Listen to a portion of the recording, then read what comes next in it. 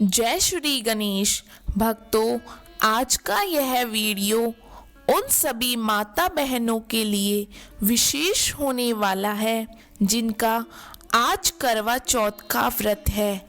आज के दिन जो भी महिलाएं चौथ माता का व्रत करती हैं वह सदा व्रत के प्रभाव से सुहागन बनी रहती हैं, क्योंकि चौथ माता अखंड सौभाग्य देने वाली है।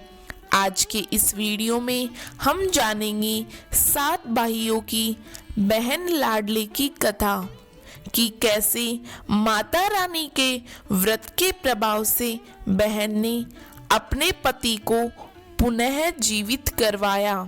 तो चलिए कथा प्रारंभ करते हैं। एक समय की बात है, 7 भाइयों के बीच एक ही बहन थी। वह बहन अत्यधिक प्रिय थी। उसका विवाह हो चुका था। विवाह के पश्चात उसका पहला ही चौथ का व्रत था। वह अपने पियर आई हुई थी। उसने व्रत रखा तो उसने भोजन नहीं किया था। भाइयों ने कहा कि बहन भोजन कर लो।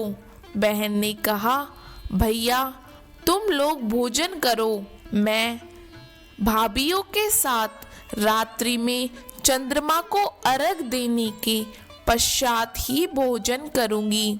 भाइयों ने सोचा कि चलो ठीक है, जब तक बहन पूजा कर नहीं लेती तब तक हम भी खाना नहीं खाएंगे।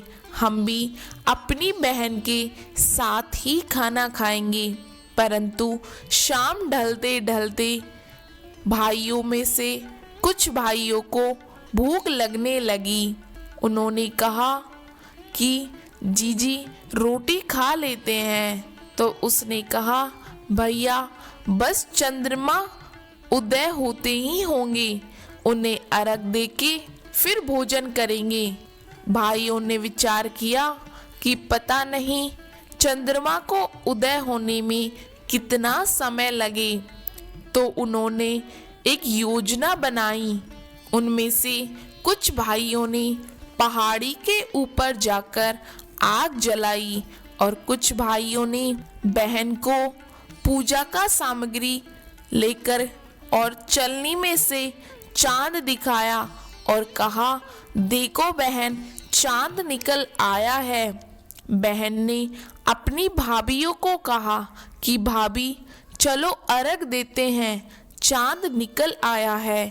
परंतु भाभीियों को सब पता होने के कारण उन्होंने कहा कि भाई जी आपके भाग का चांद निकला है, हमारे भाग का चांद अभी नहीं निकला है।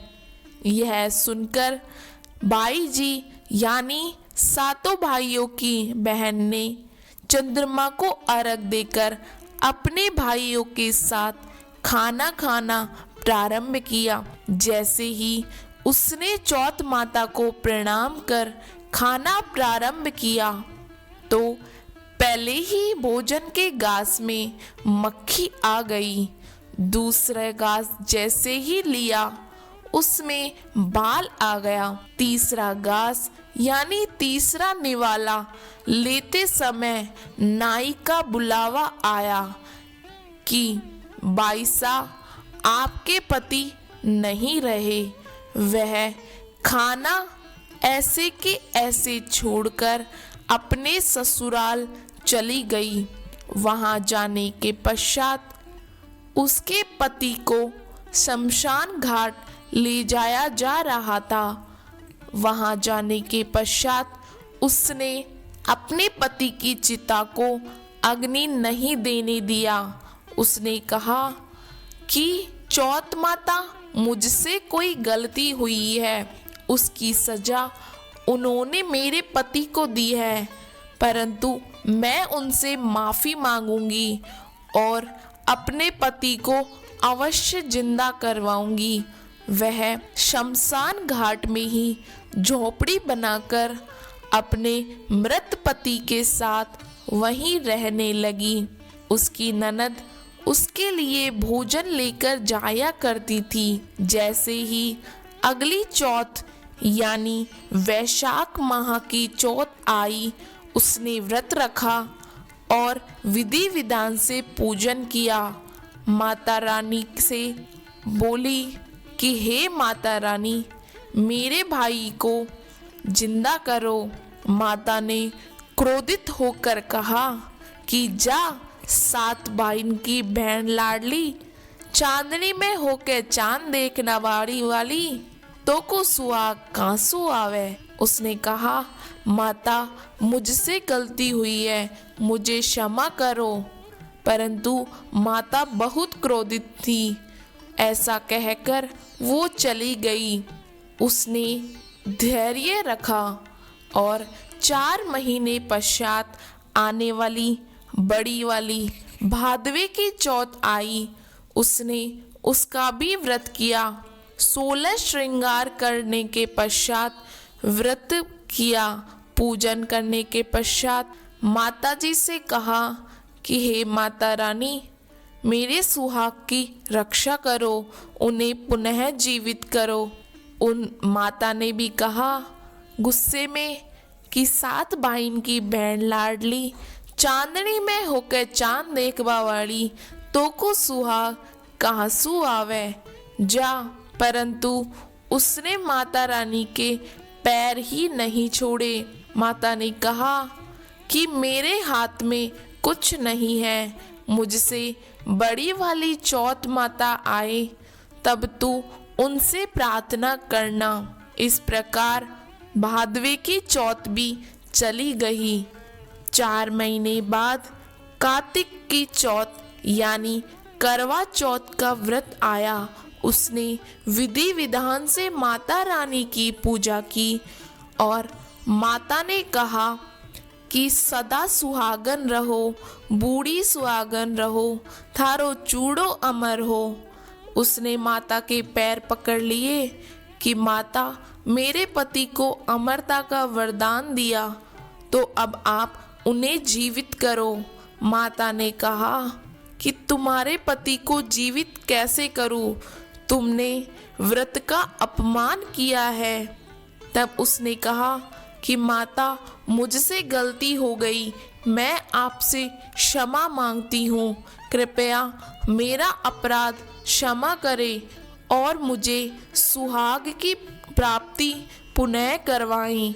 माता ने कहा कि ठीक है, मुझसे भी बड़ी माह की चौथ आने वाली है, तू उस चौथ को व्रत को 16 श्रृंगार तैयार रखना। माता से पैर पकड़ लेना, उनसे विनती करना।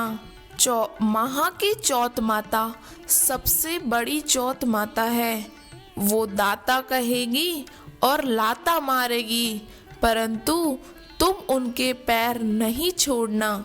ऐसा कहकर कार्तिक माह की चौथ भी चली गई। अब माह की सबसे बड़ी चौथ आई। उसने सभी 16 श्रृंगार तैयार रखे। माता आई, उन्होंने कहा कि बूढ़ी सुहागन हो, थारो चूड़ो अमर हो। तब वह बोली कि माता, अमर सुहाग कहाँ है? आप मेरे पति को पुनः जिंदा करो, तब मुझे अमर सुहाग मिलेगा। माता ने कहा कि तुमने गलती की है, उसकी सजा है। उसने कहा कि हाँ माँ, पर अब मुझे क्षमा करें, मेरा अपराध क्षमा करें। माता ने गुस्से में कहा, ला 16 श्रृंगार। उसने फटाफट सारी चीजें माता के सामने अर्पित कर दी। माता जी ने कहा कि तुम्हें तो कोई सिखा के गया है। उसने कहा कि माँ, यहाँ शमशान घाट में मुझे कौन सिखाने आएगा? मैं तो आपकी दासी हूँ, कृपया मुझ पर दया करो और मेरे पति को जिंदा करो। माता ने अपनी सबसे छोटी अंगुली को काटा और खून के छींटे उसके पति पर मारे और जाते जाते उसकी झोंपड़ी को लात मार के गई। जैसे ही माता ने खून के छींटे उसके पति पर किए तो उसका पति जीवित हो गया और जैसे ही झोपड़ी पर ठोकर मारी झोपड़ी की जगह महल मंदिर बन गए। परंतु उसकी ननद रोज उन्हें शमशान घाट खाना लेकर आती थी, तो वह जब उस दिन आई तब उसे वहां महल मंदिर दिखे। उसने सोचा कि पता नहीं भाई और भाभी की झोपड़ी कहाँ चली गई। 7 भाइयों की बहन इतनी खुश थी कि उसे याद ही नहीं रहा कि ननद बाईसा खाना लेकर आएंगी। वह अपने पति के साथ महल में चौपड़ पासे खेल रही थी। तभी उसे अचानक याद आया कि बाई जी खाना लेकर आएंगी। तो उसने देखा कि बाई जी पुनः लौट रही थी। उसने आवाज लगाई, भाई जी, ये हमारा ही महल है और आपके भाई भी हैं यहाँ पर। बाई जी बहुत प्रसन्न हुई और 7 भाइयों की बहन ने अपनी ननद से कहा कि घर पर जाकर सबको बोल देना गाजे बाजे से हमको लेने आए।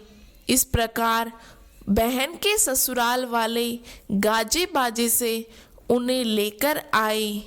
हे चौथ माता, जैसे उस 7 भाइयों की बहन की गलती क्षमा करके उसके पति को पुनः जीवित किया, इसी प्रकार सभी को पति यानी सुहाग की रक्षा करना, कोई गलती हो तो क्षमा करना। हे माता, कथा अधूरी हो तो पूरी करना, पूरी हो तो मान करना। जय माता दी।